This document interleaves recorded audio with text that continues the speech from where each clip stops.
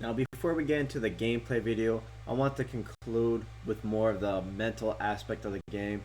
So, I was actually doing a coaching session with somebody the other day, and he was really curious as to what kind of goes through the mind, you know what kind of goes through your mind while you're playing these games, and Madden's kind of cheating you. So again, it's important to kind of have a good mantra. Like, I always have a next play mentality. Control what you can control. Just like real life. There's gonna be obstacles that kind of hit you. Unexpectedly, and a lot of times it's out of your control. You go into you're driving to work one morning. Bust a tire in the way. Someone slams into your car from behind and get in an accident.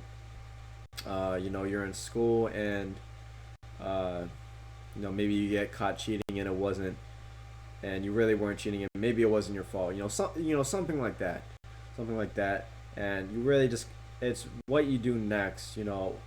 Uh, because you can't. Whatever happened, and you just gotta do your best.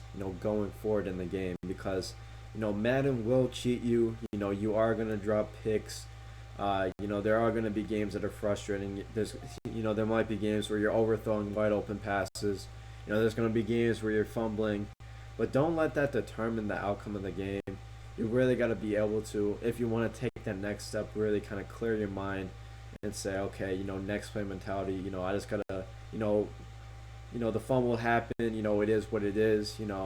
On to the next play. I got to do my best going forward, and just keep taking it one good play at a time. This is what I always tell people before they play a tournament. Hey man, you just gotta have one good play at a time. That's all it is.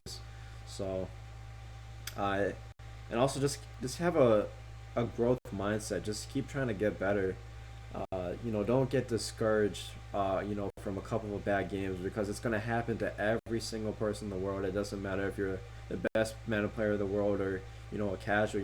There's going to be games where you might lose a game by 30. It's all about what can I take from that game.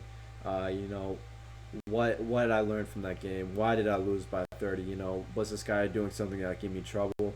Let me go back and figure it out. Let me reevaluate a few things. So again, just keep trying to learn and grow, and if you really want to get better, and say maybe you're making bad decisions. Like I said, I was working with someone the other day, and they were saying how I mentioned, like in the free preview, how it's important to throw the ball away and live to fight another down. And one of his problems was he wasn't really throwing the ball away, and he was forcing bad passes that weren't there. That weren't there, and he kind of had a tendency to kind of force passes when he was getting blitzed. So what I was telling him is like, kind of make a challenge out of it. Kind of, reward yourself. Find a way to reward yourself if you're making those good decisions. Maybe, maybe get yourself a snack, your favorite snack after the game.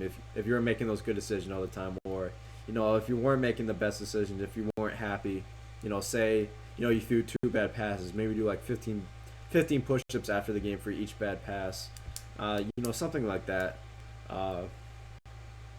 And also, yeah, I think that's really everything. So again, it's really just keeping a good mind, keeping a growth mindset, next play mentality, and just saying, just being able to say it is what it is.